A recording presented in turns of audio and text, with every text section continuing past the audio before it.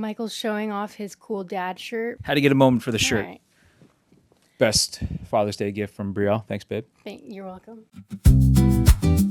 My honeys, my honeys, my honeys. Welcome back to Mahonies with the Mahonies. I'm Brielle. I'm Michael. And welcome back. Today, episode 2, we're going to be telling our story. Yes. There's scandal. There's drama. There's secrecy. And there's some, unfortunately, friendships that were not the same after. I don't think there's that much drama, to be quite honest. I'm also being very dramatic. Yeah. That's what I do. This is not the secret lives of Mormon wives or something. Well, I was Mormon. You are. And there was secrets. Yeah. Not that much secrets, actually, really. I want to tell that joke that I carried out for the Mormons, but I don't want to do it right now. Maybe not right now. Yeah. You haven't perfected it. Come to a stand-up live comedy show of mine, guys, and you will hear some honestly jokes that are funny. I think I'm going to have to just schedule it in for you because you haven't done it yet, and you keep saying you were going to do it. I know. I did find locations around here, though, to do this. I did, too. Yeah. All right, we're getting off topic. Yeah. Anyways. Our story. I'll begin. I'm just giving an update, though, really quick. I'm wearing my glasses. Yeah. Oh. My granny, well, Michael calls them my granny glasses. I call them library glasses. Whatever, man. You told me you look like an old granny. You do look a little older. That's just rude. I don't think it's rude. I'm wearing them because our son poked me in the eye, and I can't wear my contacts right now. You know, I think it's safe to say that we're in the 19-month-old trenches right now, and it's fun. Holy. It's fun. Holy. Any other parents out there who got a 18-month? He just turned 19 months. It's awesome. It is really rough, he but beats it's the crap great. Out of her. He really does. Yesterday he bit my butt and just held on and would not let go. And I couldn't do anything about it because I was laying on the ground. I mean, that's basically the end of our story. We have a child. Story over. Episode done. No, just kidding. All right, let's actually tell our story. All right, we're going to start 3 our minutes. Story, Got to get quicker to this. 3 minutes, but we've been messing around for like half of that. Yeah. All right. Where we first met was... technically a real estate event. I don't remember it. Consciously. But unconsciously you do. But Michael saw me and was like, ooh. Definitely not how it went. But anyway, we were in Utah at, what is it, the Little America? The Big America? It's a hotel in I don't America. Remember which. It's a nice hotel, I don't know though. the details. It's a big hotel. And there was a real estate. I wouldn't really call it real estate. They were a real estate training company. They called themselves Renatus, and they still active. We should not name names. I'm naming it Renatus. I still have love for Renatus because I've met a lot of important people who are still in my life from that community. Really good friends. Yeah. Joe. You, first of all, my wife, I met from Renatus. One of my best friends who was actually two of my best friends who were both in my wedding party as groomsmen. I met from Renatus. So I still have love for Renatus. I'm just saying that how they position themselves as a real estate training company and how many people were actually doing real estate at the time, more of an MLM, which is common for Utah. Well, and hey, guys, everyone do you. I was a part of it, okay? So not to throw shade. I was really into it, not in the real estate side of it, but more in like the lifestyle side, and that was just like so freaking corrupt. Yeah, it's a little bit shady. All right, let's not dive into so we met at an event. Yes, we met at one of their events. And I just want to give a little framework for how I came to that event because it is kind of unique. And our good friend Joe Rinderknecht, who introduced me to that community of Renatus, I had met him, I'm talking 6 days prior to at a real estate event that I was in Denver, Colorado, where I was living at the time. And Joe and I got randomly talking, and he said he's from Utah. And I was like, yeah, I don't know many people from Utah. I know there's one guy. And I said his name. And Joe was like, oh, I know that guy. He's a friend of mine. I was like, well, that's very interesting that the one person I know, you know. And so from there, Joe and I developed a very, very, I would say, light friendship in the first few days. But he invited me out to this event in Utah, and I told him no, straight up, because guys, at the time, this was like 2018. For everyone who might knows me, in 2018, I was still very the Boston Mike, right? And Joe, my good friend, You're still kind of the Boston Mike, though. he lives inside. He's just not the identity that I operate from all the time, right? So, but that was my identity in 2018. So where I'm going with this, when I met Joe, to give you a framework of him, picture your typical Mormon-looking guy, and I'm talking about white shirt tucked into his pants with jeans, cowboy boots, and blonde hair comb over, right? And I was like, I'm never going to see this guy again. I am never going to hang out with Joe Randerkin again. He was a great person. I liked him, but probably never going to meet him again, right? But in that time in my life, I was also looking for signs. I was asking God for signs of things to do. And I felt like the invitation to go to Utah was a sign for me. So I did end up accepting, like, honestly, the day before I texted Joe, I was like, all right, what's the location? I'm just going to drive out. And so I drove out. And I want to point that out because if I had not followed that sign, who knows, right? It's very unlikely that Brielle and I meet. Maybe we meet because we're, maybe I join Renatus at a later time, but who knows? If I hadn't followed the initial sign, right? So I just want to You're right. leave clues and breadcrumbs throughout our story, throughout this podcast episode. I'm going to be pointing out, we're going to be highlighting things that you guys can be using as a mirror and a lesson for your own life. I wanted to point that out because if I had not followed that intuition, that sign, and asking, right? It says in the Bible, ask and you shall receive. And at that time I was asking for signs. Now you have to be open to the signs. You have to be willing to know this is something that's outside of my comfort zone. And driving to Utah to hang out with the Mormon culture and go to it, I clearly understood it was an MLM networking event. I was like, this is outside of my comfort zone. But I did it. And if I hadn't done it, I wouldn't be married to my beautiful, lovely wife. We would not have our son, most likely, right? I don't have a magic 8 ball. I don't have the crystal ball. But anyway, that's where it started. And so we met at this event. And Let me just say. Wait, okay. What are you going to say? I was going to frame it of how we met and how you don't remember, but you can say that in a minute. Maybe it's what I'm about to say. Yeah. I was in a relationship, and that's how I was even involved in the whole entire real estate stuff, is because of this person who was really into that. So we have him to be thankful for too, right? We could resent the ex, or we could be grateful for the ex that actually encouraged her to join the community where we met, right? So you can always find gratitude in those things. So did you have something else to say before I mean, I have side notes, but they're irrelevant. Okay. So go ahead. So I remember meeting her because I had actually met her ex first in a side conversation, right? Now, my first impression of him was that he was a young guy, which he was. I think he was like 21 at the time, or 22 maybe. I don't remember. I mean, you're 29 now, so blur. that was 7 or 8 years ago. He's young, right? And he's a nice guy, and he's talking to me about some real estate deals, and he's telling actually like a group of people about some real estate deals. But here's the thing. I had been in real estate professionally for about 6 years at that point, like my only thing I was doing. And I grew up around real estate. My uncle, my dad, my grandfather all owned real estate property. So I was actually pretty well versed. I'm not an expert by any means, but I'm well versed in real estate language. And so some of the things that he was saying, I was like, that doesn't make sense on a commercial loan. That doesn't make sense on the property. He was mixing terminology between residential and commercial, going back and forth. And it just sounded like he was talking from a place of more information, right? He was regurgitating information rather than true knowledge. So my perception of him at the time was like, seems like a nice guy, but he might be just overstepping what he's talking about, right? So then later on, we go to lunch. Joe invites me to go to lunch. I'm still with her ex at the time.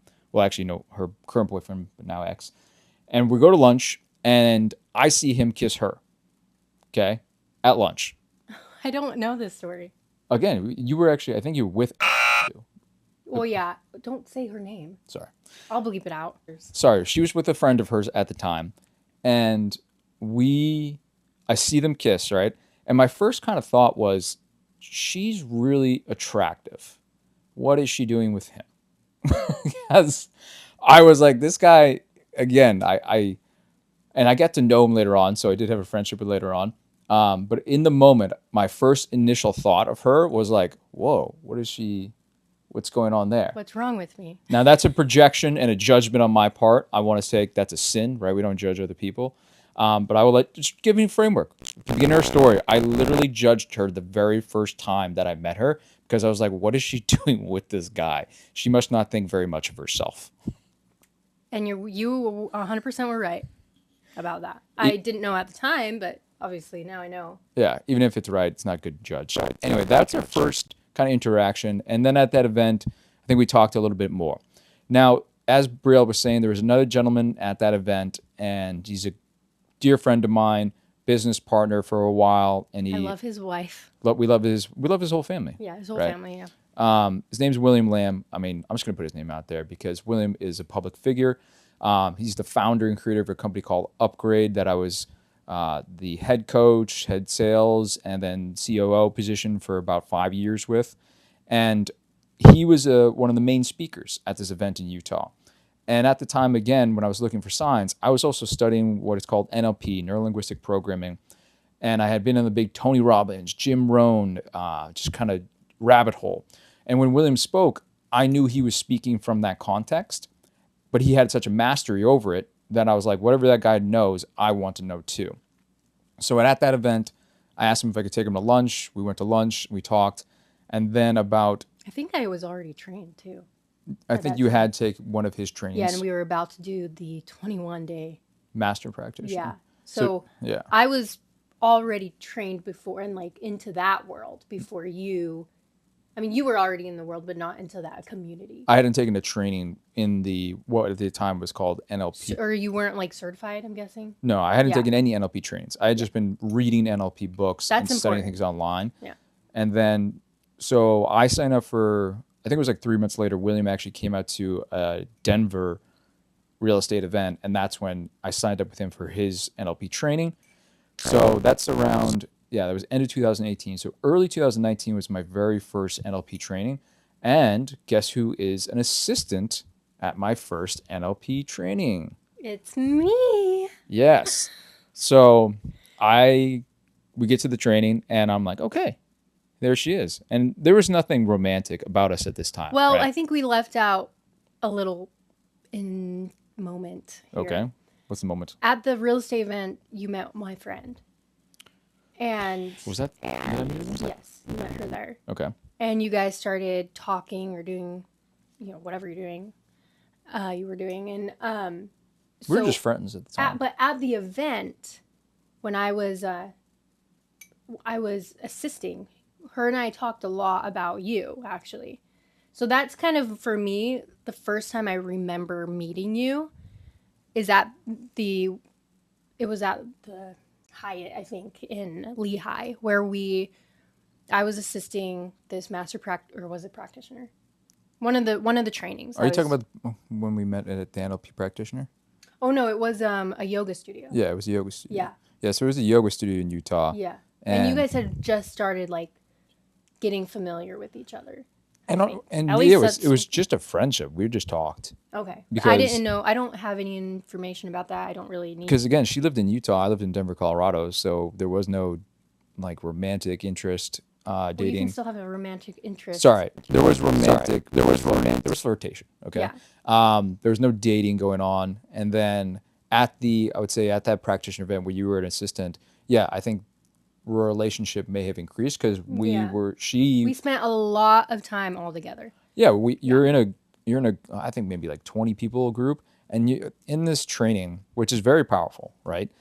You're going deep into your subconscious mind where your belief systems and your values live, and you're removing past trauma and past beliefs all from the shadows, right? So everyone in that group does become intimate, not in the physical intimate way, but intimate in terms of the spirituality way, healing. Friendship. Yeah, healing and building friendships. Not everyone builds friendships, but I would say most people in there had a deeper appreciation and caring for that community. And that's what I did love about the Upgrade community is that many of us became good friends and you still care about each other because when you do spiritual healing, there is a bond that connects. So anyway, get back to our story. We're at that event and I wouldn't say Brielle and I I was just assisting, and I wasn't really. But yeah, we're not talking too much in terms of romantic. Again, she's No. dating her ex at the time, and I don't think you guys were engaged yet. But again, so from that standpoint, she's in a relationship. I'm not thinking about her, right?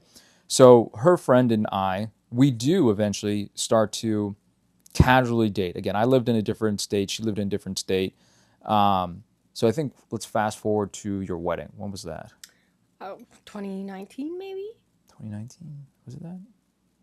I think it was. Okay.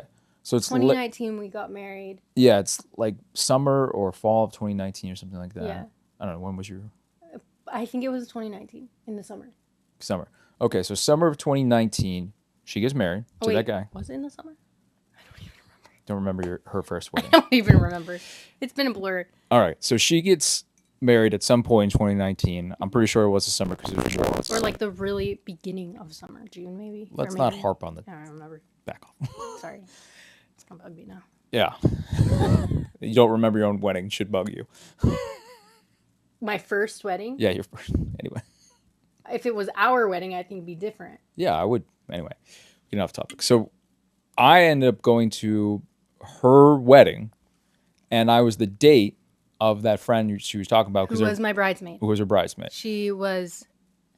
At that time, I would say she was like one of my best friends. Yes. So. And so here's where the drama may have an origin story is that I was at her wedding. I used to date one of her bridesmaids. I honestly don't remember you at my wedding either.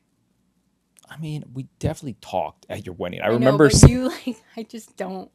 I knew you were there because I knew you were her date, but I didn't remember like. If you've been married and have gone to your wedding, like you understand. Yeah, it's There's definitely so blurry. much going on. You're not remembering all those little conversations. And also your recollection memory And sometimes. sometimes is I not forget things. Okay? She's getting better, sort of. Anyway, so I was actually at her first wedding. So this is where, if you want to say there's drama, scandal, blah, blah, blah. I would say that this was not it. No, I wouldn't say this is. I'm saying this is the origin of why Okay. people could look and say, All right, yes. yeah, because I remember we were at a comedy show once, and some comedian points us out, and you guys look like lovebirds. How'd you meet? And I just randomly blurred out, I was like, oh, I was dating one of her bridesmaids at her wedding, and the comedian was like, all right, you're gonna have to finish that story. He actually got really mad that we couldn't like, at that moment, at that time, dive deeper into it because we couldn't like, I don't know. It was like more It was of a early in our sensitive- dating. Yeah, he was not happy about us not being able to disclose. I disclosed a couple things, but I You just did. said it was early in our dating, and I was like, hey, we don't really need to go into it. But anyway, so that's where I'm just saying there may be interpretation, projection of a drama scandal. Again, from my belief system, I don't think there's too much of a drama scandal. I think I have friends who've met in way crazier situations than we have. I know that. I'm talking about later when like we actually started dating. Are you talking into that Sorry. microphone? Yes, I am. Have you met- I'm talking about Last time later. she didn't talk into the I microphone as know. clearly, and so I'm just reminding her. Sorry, guys. So, all right. Last time, what I'm talking about is when we started dating. That I think is when the real drama happened in my life. Yeah, I was going to fast forward to Yeah. that. Okay, so well, let's Okay, also I give got some- married. Yeah, we got to give some context in between before we started dating. Yeah, I got married. Yep, you go ahead and give that some context. Things were not going well. I got a divorce after a roller coaster of everything. And I don't think this is the time to go into that. Maybe there's another episode of what I've learned and things that more details, because some people have asked about that. And I really don't have any charge about it anymore, I think. Talk to the microphone. Charge about it anymore.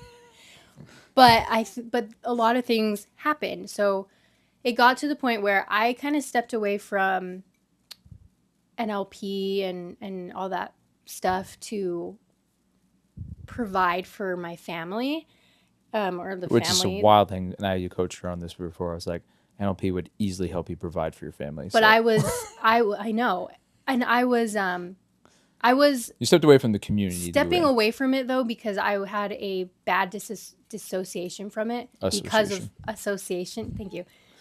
Bad association to it because of my ex and how he treated me towards it. So Yeah. that's why I kind of went away from it, and I was like, okay, I need to get a job. I need to do this. I need to do that, because it's up to me to provide for the family now. And so all of that to say, it just didn't work out very well. Now, it took a long time for this person to file for the divorce, and I allowed him to be the petitioner, because he wanted to, and I was like, if you need that, then whatever. So it did take a while, but during that time, I got to the point where like I was not okay. Like I wouldn't have and without getting into too much detail, like I was at the place where it was like I wasn't going to continue my life. That's deep, that's heavy, I get it, but that's just how I was. So I reached out to our friends. I need to like maybe bring You're it over here talking to next the time. microphone. Talk to them, not me. I reached out to our friends, the ones that were, my trainers, and they told me to like come back into the community pretty much, and there was an event happening in Utah, so I went, and like things happened there that made me feel so much better, and I was ready to move on. That all happened before we started dating. And then where I'm going with this is then I started assisting again. And I was wanting to be more involved in the community. And I would email Michael quite a bit, actually, because our friend said, hey, Michael will help you mentally. Yeah, like he'll coach let me jump you. in here. I gotta give some more specific details. Okay. Your storytelling just needs to improve. I'm working on it. I know. Be nice to me. 2021, this is when she's talking about the timeline of this happening, that the divorce happens and she's starting to reinsert herself into the upgrade community. Well, I was separated. We were separated for a bit. Okay, you and your ex were separated. Yeah. So 2021 to 2022, she starts to reinsert herself into the upgrade community, and the founder of the company asked me to start to coach actually her ex at the time first. So I was coaching her ex at the time first. And again, when you're a trainer, you have to have this level of empathy and appreciation, because we are all human beings. And so you have to be able to communicate from a place of appreciation and empathy for someone else and what they're going through. Having said that, during the one-to-one sessions with him, there were many times that as a man, I felt that he was violating his right and his duty as a man and as a husband, and I was triggered. And I used to tell my business partner at the time, William, I don't know if I can keep coaching him just from some of the things that I'm getting. And also, her good friend Cheris is the wife of the founder of the company, so I'm also talking with them, and I'm getting more details that her ex isn't telling me in the coaching session. So it's starting to build up where I want to help this human being, her ex. I want him to succeed. I want him to feel better about his life. And, right, there's things that he's doing that I'm like, you're not taking accountability for your life, and you're starting to violate what I call the husband values, right, that I believe. And so my perception of him at the time was, I think he needs to take more accountability, and I'm actually really feeling for you. You and I hadn't started coaching one-on-one time, but I was starting to feel like, hey, I hope she's healing, because it sounds like she's going through some hard times. Fast forward a couple months after that, William actually did ask this person, hey, if you're not going to change your behavior, I don't know if we can support you as much anymore. So Really? He said that because I told him I couldn't. I told him I couldn't didn't coach know him. that. William started to help him, but I removed myself from the equation. So anyway, at that point, I had stopped coaching him because again, it was starting to violate my personal values and my personal boundaries, and I didn't want to project into the coaching session with that.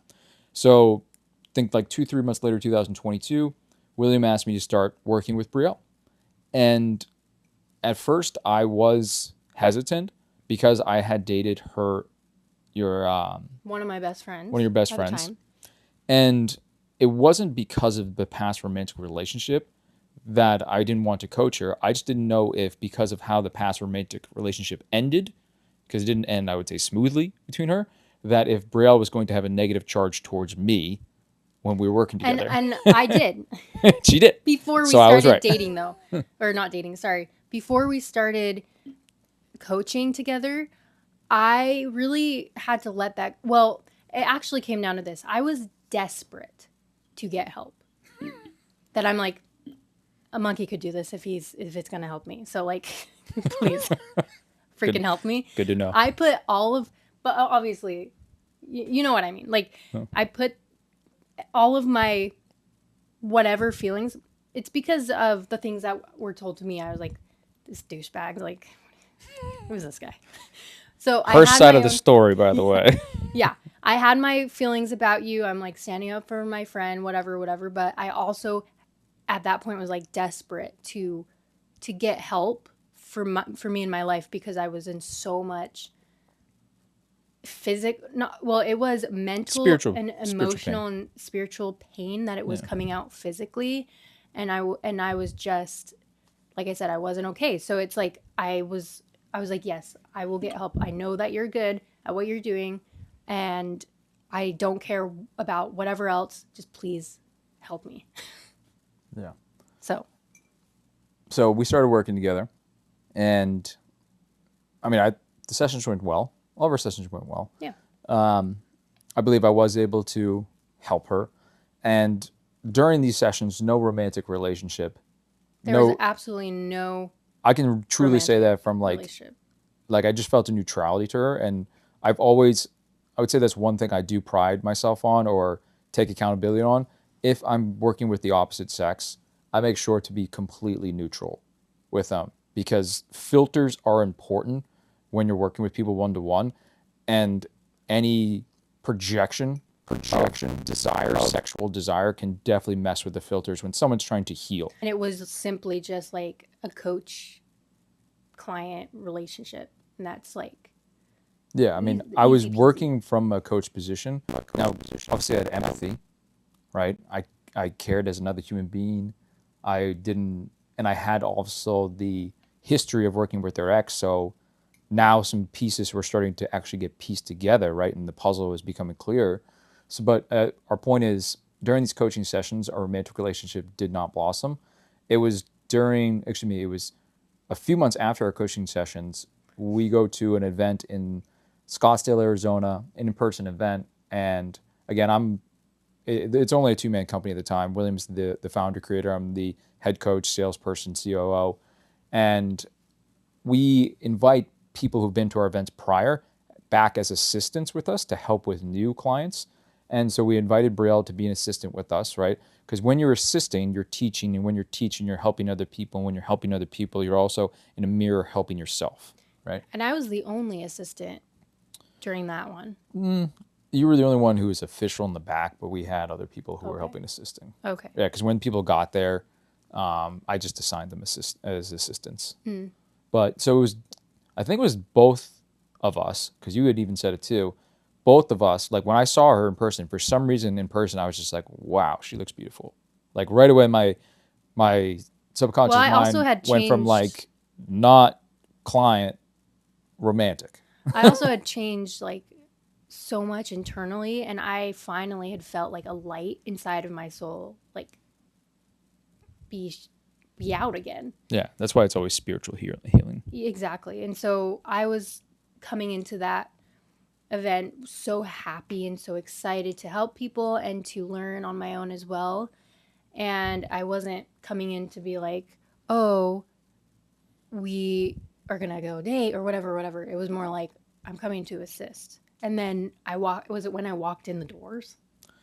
Yeah, I think, yeah, because I was already in the training room at the time. Oh, well, I remember William and I came a little late, and I walked in, and you were there standing like in the doorway, and you just said hi, and I'm like hi, and I walked away just to get settled. So yeah, that's kind of like. But I will say during the event, I remember sitting in the back, and I was looking, and you had walked forward a little bit, and I was looking at you, and I was just like, you're looking good. You're looking real good. I need to tell somebody. And I almost texted my friend, but I'm kind of glad I didn't, because that would have been probably a whole start to something else. But I was just like looking at you. I'm like, you look good. Like, you look attractive. You look like that was the very first time that I looked at you and was like attracted to you, but not just physically, you know? So, yeah. Yeah, For so me. the event for both of us, I think, was both the first time. Now, again, when I first met her back in Utah, I was physically attracted in the way that just like, oh, that person's physically attractive to me. But there was no, I would say, romantic or sexual desire back then. At the event, though, now in 2022 in Scottsdale, Arizona, my mind went to, oh, she's really beautiful, and there is an attraction there. Now, what's also was interesting at the time, I mean, she said that she found me attractive, things like that. I think she was healing more. I don't know if she was probably not looking for a relationship or anything at the No, time. I was dating. I had gotten to the point where I'm like, I knew that my ex, and we were still technically married, but just Separate. separated, and we had been separated for a good while, but going through this crazy, weird roller coaster of like, he wants me now, he doesn't, this and that. And I was just going through this thing. And I had gotten to the point where I'm like completely over him. And I was just dating people, not to be in a relationship, just to kind of meet people and have fun and whatever, whatever. And so that's kind of like the position that I was at. But I knew that I was still healing. Like, I still had healing to do. And I didn't want to get into this relationship and bring that with me. Yeah, So, so that was her mindset. Now, I was dating other people at the time too. Wasn't serious with any of them.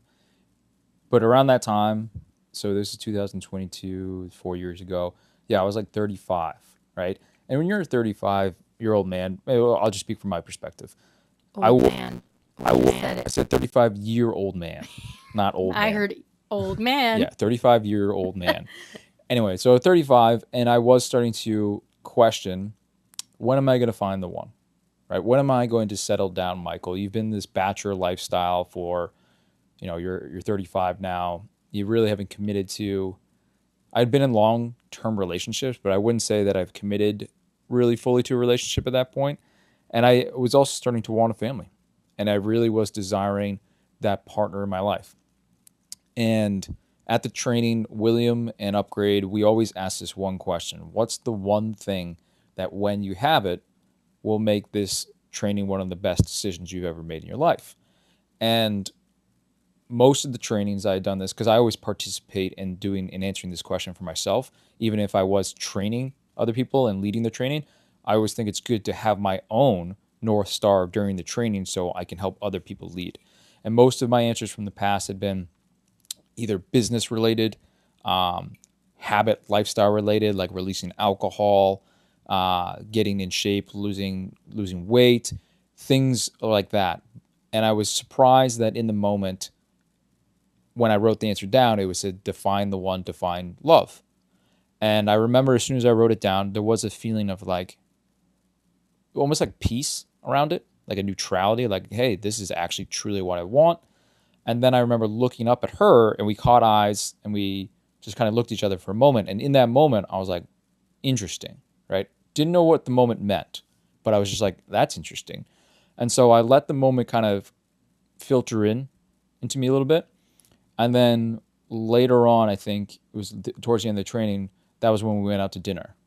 Well, before that, though, All right, you want to give some details yeah, before that? before that, that's kind of when I intuitively felt a shift. A Talk to the shift. microphone. I can see it's getting it. That's when I felt like a shift, because all of a sudden he started paying more attention to me, I think. Like, Brielle, will you do this? Brielle, will you do that? Brielle, do you want to go grab everybody's lunch and with me, and we'll go, bring it back here together. Uh, Brielle, here, let me text you this address to this barbecue we're doing, or whatever. And I notice, I'm like, he's fancying me. What a word. I could just tell there was something different. And my friend had come to the event, and I was like, I can't really say anything. Like, Her friend. what am I going her to tell her? friend was Hey, her friend was the person we were talking about, guys. You gotta see. yeah. And I didn't know it at the time. I thought like she had kind of been over you. But I still knew like, oh, this is a very interesting feeling or situation. I'm not going to just like, hey, guess what? Let me just talk about this, because I didn't know what it was. And to her specifically, I was like, probably not the best person to Well, like. there's no reason for you to talk about it at the time. There wasn't. Because I didn't even know what it was. I was being, I would say, I was interested, right? And when you're a guy, I could tell. yeah, when you're interested, I mean, at least me, Yeah. I personally take action when I'm interested, right? And with that being said, I still kept in my mind that, okay, this is my coach. This is my friend's ex, technically, I guess. And he knows my ex, and there's just like intertwined everything. And so I kept that in mind. I was like, well, nothing can happen. So There was a dynamic that I think we both were unconsciously aware of, right? And consciously aware of, right? That the coaching relationship, right? That's not something that we endorsed in the community. Like, hey, for and that type of technically thing. at that time we had stopped coaching. Yeah, we had stopped coaching, right? That's not something we endorsed in the community. It's not something that was a lot, like really going on in the community anyway. And then, again, the dynamic from the exes. So yeah, when I asked her out to dinner, I definitely knew that, right? I definitely knew that. And I still did it because I wanted to follow the intuition, and something in my heart, something in my spirit was telling me, just go out with her and you really get to know her. Don't coach her, right? Okay, Don't ask her coaching questions. Like, let's just talk to her. But you didn't talk to me that night, and this is why I remember very clearly. You At the came up Mexican to restaurant? me. Because we sat in the booth in the Mexican restaurant. No, this was at the event at the steakhouse with Yeah, Calvin. yeah, that's not the steakhouse event. I'm talking about, we went out to dinner, and it was like a Mexican restaurant, and we sat in the booth. Like, there was a bunch of people at the table, and then you and I went and sat a little on the side booth. I don't remember that. Man, it's crazy that her like that happened, babe. Okay, so what I was thinking, And we've of, talked though, about this before, because I remember Cherish came out to dinner that night, and she was looking right at us as we were talking. And I remember her saying after, she's like, "You're getting close to Brielle." I do not remember that. I know, it's just crazy. Holy, like that! It's like that didn't happen in my brain at all. Yeah. So, which is great for this podcast. So this is what I was thinking of that you were gonna say though. You came up to me. It was the event in Arizona. Yeah, the event. Yeah, and you came up to me.